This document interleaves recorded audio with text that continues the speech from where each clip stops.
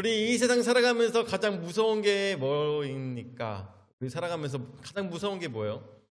가장 무서운 거. 월세 무섭죠, 월세. 월세 무서워요. 뭐, 귀신도 무섭습니까? 귀신 무섭습니까? 귀신을 보신 분들, 경험하신 분들은 무서울 수 있겠어요. 근데 세상 사람들이 가장 무섭다고 얘기하는 것들이 바로 사람이 가장 무섭다. 살아가면서 사람이 가장 무섭다고 합니다. 우리 원로 목사님이나 아니면은 이제까지 살아오셨던 많은 분들이 또 얘기하시기를 전쟁이 가장 무섭다고 얘기하실 것입니다.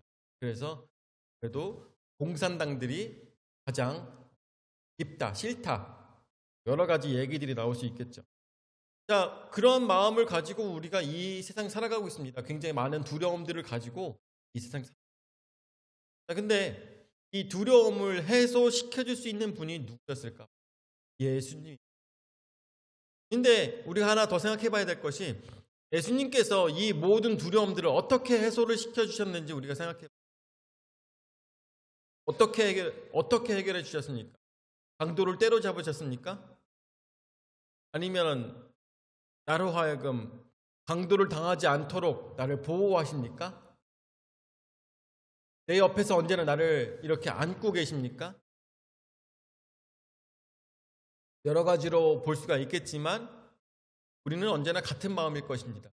그렇지 않다 하더라도, 그리 아니하실지라도 하나님께서 나를 지켜주시고 나를 인도하여 주신다는 것을 우리는 믿는 것이 바로 우리의 믿음이라는 것이죠.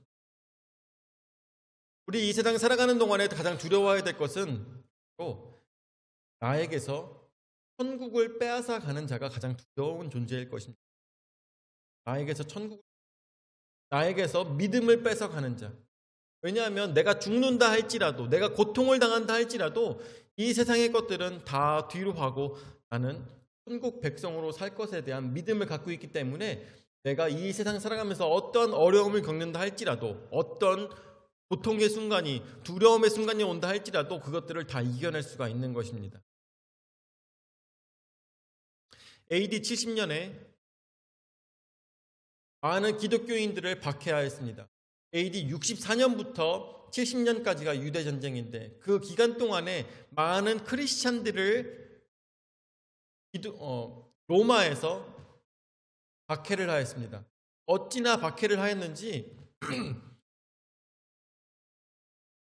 길에다가 묶어놓고선 불을 질러 횃불로 사용했다는 얘기가 역사적인 사실로 남겨져 있는 것입니다. 그리고 그 기독교인들을 잡아다가 콜로세움에 넣어놓고 동물들과 싸우게 하며 그들이 죽는 것을 많은 사람들이 기뻐하였다는 것입니다. 오락거리로 삼았다는 것입니다. 그 당시에는 TV도 없고 아무것도 즐길 것이 없기 때문에 기독교인들을 그렇게 죽이는 것을 기뻐하였습니다. 근데 왜 그렇게 죽였을까요? 왜 그렇게 죽였을까요? 그야말로 이야기하는 초대교회 성도들 왜 죽였을까요? 그거 알고 계십니까? 왜 죽였을까? 왜 죽였어요? 왜냐하면 로마 병사로서 근무를 하지 않겠다는 기독교인들의 다짐이 있었기 때문에 로마인으로 살지 않겠다. 로마 병사로서 살지 않겠다. 외세의 침략이 온다 할지라도 우리는 무저항하겠다. 라는 이 마인드가 기독교인들에게 있었는데 이 기독교인들의 그 복음을 전달하는 그 속도가 너무 빨라가지고 로마가 자신들이 점령한 그 많은 나라들 위에 있는 기독교인들을 감당할 수가 없었기 때문에 기독교인들을 박해하여서 어떻게든 기독교를 무너뜨리게 하기 위해서 그렇게 많은 기독교인들을 죽였습니다. 처음에 조사할 때는 6,000명 정도의 기독교인들이 있는 것을 알게 되었어요. 그래서 박해하고 죽이고 죽이었더니 AD 64년부터 죽이고 AD 70년이 됐을 때 기독교인들을 조사해 봤더니 몇 명이 됐을까요? 1,000명이었던 기독교인들을 죽이고 죽였더니 4년부터 죽이고 해갖고 70년이 됐을 때 기독교인들은 600만 명이 되었다고 합니다. 죽이는데 어떻게 기독교인들은 더 많이, 그 사람들은 죽음을 두려워하지 않았기 때문에, 그 사람들은 고통을 당하는 것을 두려워하지 않았기 때문에, 무엇 때문에? 이 땅에 마음이 있지 않고 하늘나라 백성으로 살았기 때문에. 아무리 죽여도 기독교인들은 무너지지 않았습니다. 그런데 언제 기독교인들이 무너진지 아십니까? 언제? 기독교로 지정한 다음부터 무너지기 시작했어요. 기독교인들을 인정한 다음부터 기독교인들이 무너지며, 기독교인들은 평안해졌을 때, 편해졌을 때 무너지기 시작하며 타락하기 시작하였던 것이죠. 오히려 죽일 때는 믿음이 더욱더 강성해졌는데, 편하게 만들었더니 오히려 하였다는, 이게 역사적인 사실이며, 그리고 앞으로도 일어날 우리의 미래의 모습인 것을 봐야 될 것입니다. 오늘 성경 말씀에 나오고 있는 마가복음 16장 말씀에 15절 말씀 볼까요? 15절 말씀에 보니까 또 이르시되 너희는 온 천하에 다니며 만민에게 복음을 전파하라 라고 말씀하고 계십니다. 바로 첫 번째 말씀으로 이것은 지상 대명령입니다. 예수님께서 우리에게 하늘나라에 올라가시기 전에 말씀하신 마지막 말씀이었던 것입니다. 이 마지막 말씀에 대해서는 마태복음에도 너무나도 잘 나와 있고, 사도행전 말씀에도 너무나도 잘 나와 있습니다. 우리가 한번 찾아볼까요? 사도행전 1장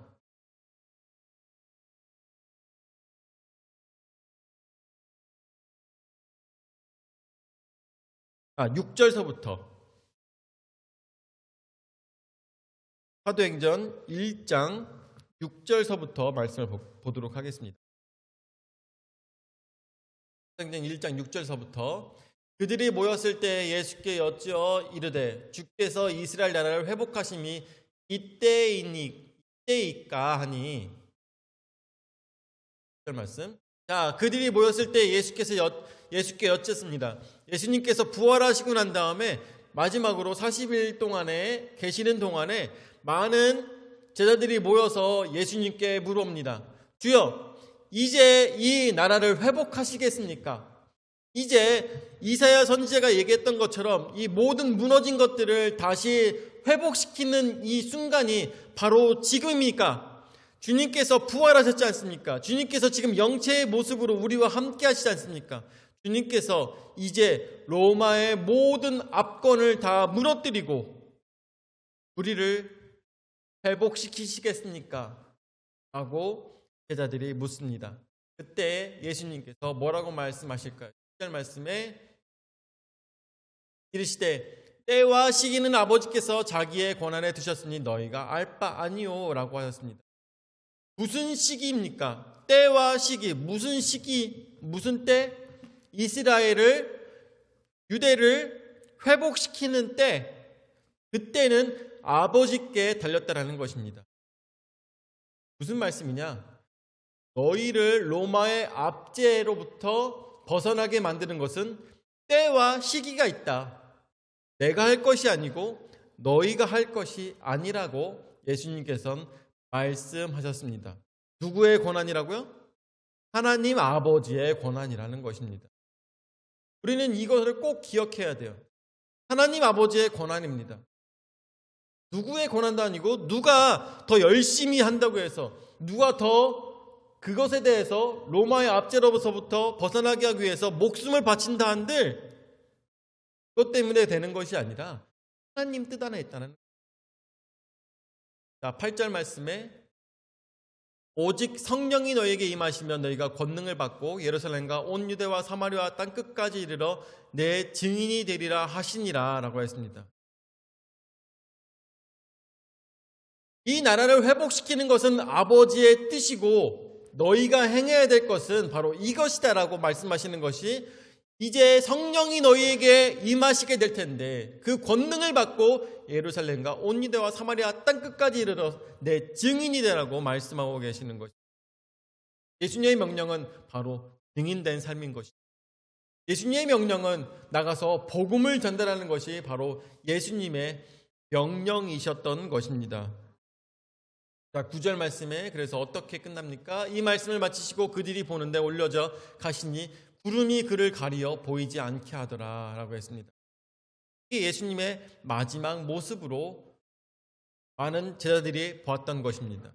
예수님의 유언이었고 예수님께서 강조하셨던 말씀이고 너희는 내가 이 땅에 존재하며 내가 가르쳤던 모든 것들을 땅끝까지 모든 이방인을 따지지 말고 땅끝까지 복음을 전달하는 것이 가장 중요하다라고 예수님께서는 말씀하고 계십니다.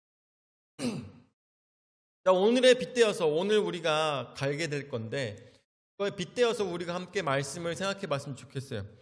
6절 말씀 다시 볼까요? 그들이 모였을 때 6절 말씀 그렇지. 사도행전 1절 말씀 그들이 모였을 때 예수께 여쭈어 이르되 주께서 이스라엘 나라를 회복하심이 이때니까 라고 이야기하고 있습니다. 우리 많은 기독교인들은 지금도 많이 고민하고 있습니다. 왜냐하면 북한이 좌파가 미디어를 장악하고 있고 대한민국에 너무나도 많은 간첩이 많고 좌파 인사들이 노벨상을 받고 이러한 상황들에 많은 사람들이 분개하였죠. 그래서 이야기합니다. 주여 이 나라를 구원하여 주시옵소서.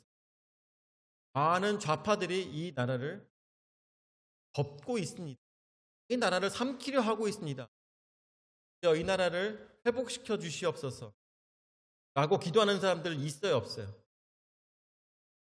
많이 있습니다. 정말 많이 있습니다. 이 나라가 좌파에게 먹히고 있기. 자, 그때 예수님께 그렇게 얘기했을 때 예수님께서 뭐라고 하실까요? 주여 이 대한민국을 이제 주님께서 주님의 힘으로 회복시키시겠습니까? 라고 물었을 때 예수님께서 뭐라고 답하실까요? 1절 말씀이 아마 전 그 답이라고 생각하는데 이르시되 때와 시기는 아버지께서 자기의 권한에 두셨으니 너희가 알 바 아니다 라고 하실 것입니다. 여러분들 이 세상에서 가장 두려운 것이 뭐라고 했습니까? 전쟁? 진짜 전쟁일까요? 이 세상에 가장 두려운 것은 강도일까요? 이 세상에 가장 두려운 것은 월세일까요? 아까 말씀드렸죠. 이 세상에서 가장 두려운 것은 나에게서 믿음을 빼앗아 가는 것이 가장 두렵다라는 것입니다. 우리는 이 세상을 육으로 싸우는 것이 아니라 영으로서 싸워야 되는 것입니다. 영으로 싸워가고 있을 때 우리 영적으로 지는 시기가 언제일까요? 천국을 잃고 나의 사상과 이념으로 싸우고 있을 때 바로 내가 진 것이에요. 영적으로 진 것입니다. 때와 시기는 아버지께서 자기의 권한을 두셨다고 했습니다. 이 나라가 북한 공산당이 삼킬지 아니면 우리가 북한과 대한민국이 평화 통일을 하게 될지 무슨 통일을 하게 될지 앞으로의 일들은 누구에게 달렸을까요? 이 대한민국의 많은 부익들에게 달렸을까요? 우파에게 달렸을까요? 나라를 사랑하는 사람들에게 달렸을까요? 소위 얘기하는 지금 나가가지고 광화문에서 목이 터져라 외치고 있는 정광훈 씨에게 있을까요? 그리고 그 무리들에게 있을까요? 이 나라를 구원할 수 있는 방법이 아닙니다. 어디에 있어요? 하나님 아버지께 그 권한이 있다는 거예요. 예수님께서도 이스라엘의 회복을 위해서 기도하지 않으셨어요. 근데 우리는 왜 무엇이 두려워서 마음을 빼앗고 있는지 모르겠어요. 오늘 우리가 차 타고 오면서 우리 원로 목사님과 같이 그런 얘기를 했었어요. 지금 대한민국에 있는 적그리스도가 해야 될 일이 뭘까요? 적그리스도가 해야 될 일은 믿는 자를 넘어뜨리는 일이죠. 한 명이라도 더 믿지 못하게 만드는 것이 적그리스도의 행해야 될 일입니다. 한 명이라도 믿음으로 서지 못하게 만드는 것이 바로 적그리스도가 행해야 될 일이고, 많은 사람들이 기독교로 개종하지 못하도록, 예수 그리스도를 믿지 못하도록 막는 것이, 그래서 하나님 나라가 바로 서지 못하도록 막는 것이 적그리스도가 행해야 될 일입니다. 대한민국에 그런 세력이 있어요. 어떤 세력일까요? 어디일까요? 누굴까요? 저는 원로 목사님과 같이 얘기할 때 그걸 성공적으로 해낸 사람은 정강훈이다라고. 성공적이에요. 정말 성공적이에요. 이렇게 될까봐 정말 두려웠는데 정말 성공적으로 해냈어요. 교회라는 것을 등에 업고, 교회라는 이름을, 하나님의 이름을 등에 업고 많은 사람들로 하여금 정신을 공산당에 빠지게 했어요.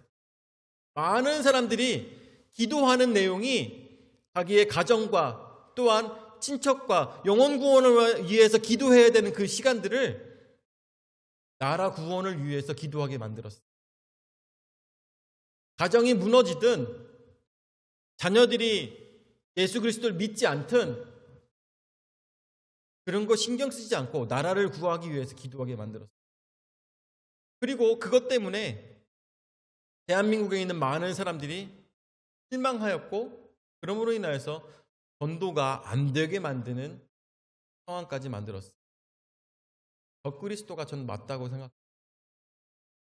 적그리스도. 세상 사람들은 잘 몰라요. 인정 안 하려고 그래요. 왜? 왜 그럴까요?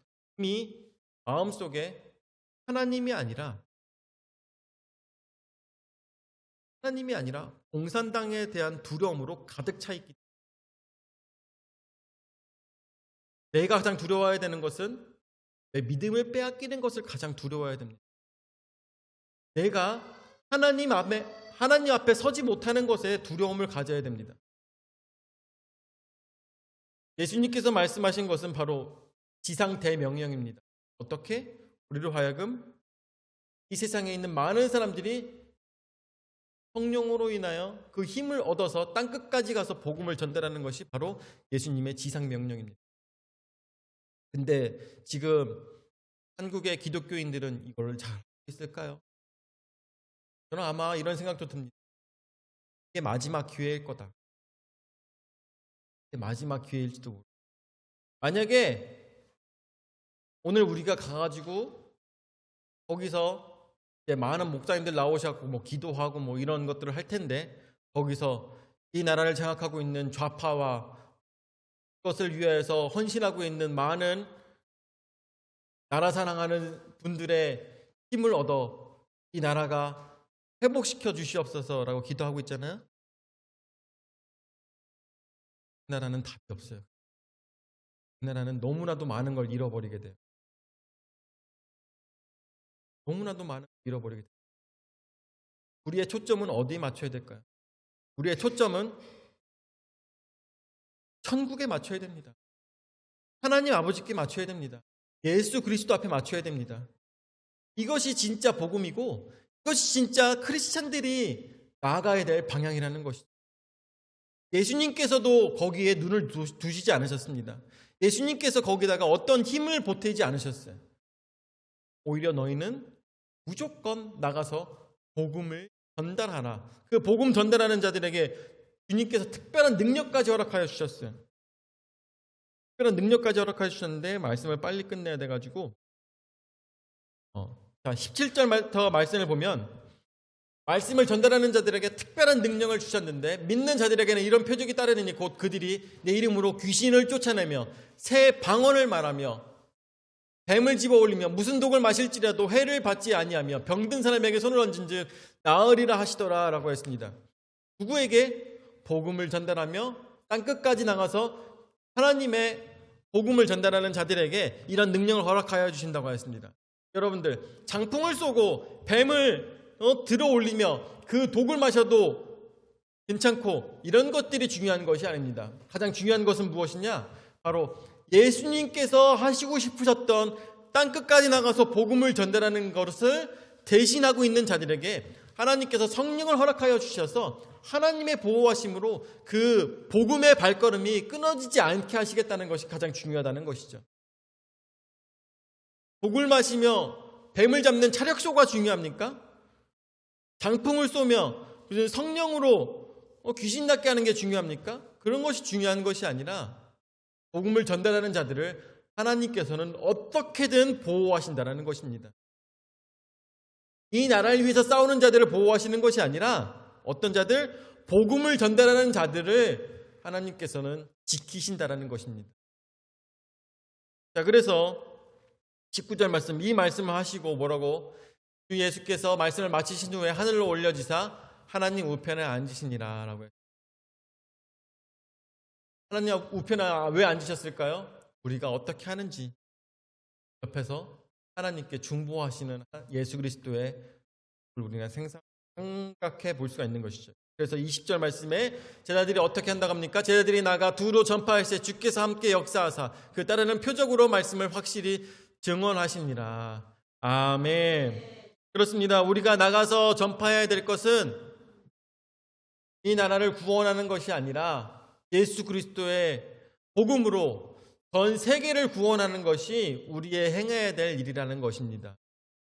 나라에서 두루 전파하며 복음을 전달할 때 철조망이 있으니까 저들은 하지 말고, 저들은 미우니까 하지 말고, 저들은 짐승 같은 사람들이니까 하지 말고, 저들은 못생겼으니까 하지 말고, 저들은 피부가 색깔이 우리랑 다르니까 하지 말고, 그런 것이 아니라 땅끝까지 나가서 복음을 전달하라고. 그가 누가 됐든지, 그가 무엇을 먹든지, 식인종이든 아니면 벌레를 먹든 이런 것들이 중요한 것이 아니라 귀천을 따지지 아니하고 땅끝까지 가서 예수 그리스도가 당신을 위하여서 죽으셨습니다. 복음을 전달하는 것이 바로 예수 그리스도의 지상 대명령인 것을 우리는 생각하며 오늘도 믿음으로 승리하시기를 예수 이름으로 축원을 드립니다. 아멘.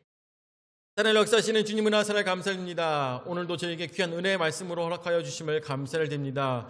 아버지, 대한민국을 위해서 기도하는 것이 아니라 우리 각 믿음과 또한 우리 자녀들을 위하여서 울 수 있도록 인도하여 주시옵소서. 우리 자녀들이 믿음으로 바로 서지 못하며 또한 다른 것에 마음을 빼앗기며 또한 나의 사랑하는 사람들이 주님 앞에 바로 서지 못하는 것에 대해서 우리가 울부짖으며 기도할 수 있도록 인도하여 주시옵소서. 그래서 우리가 원하는 것이 아니라 주님께서 그 때와 시기를 알고 계시오니 그것을 위하여서 우리는 바라고 소망하며 주 앞에 나아갈 수 있도록 인도하여 주시옵소서.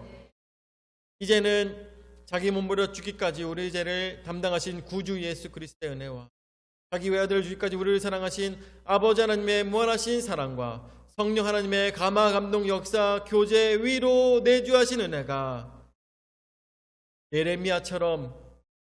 예레미야가 이야기하며 하나님 앞에 울부짖었던 것처럼 우리 자녀들과 많은 사랑하는 사람들과 또한 하나님께서 사랑하시는 모든 사람들을 위해서 울며 저들에게 복음을 전달하고자 하는 모든 성도들 머리머리 위에 영원히 함께 하실지어다. 아멘.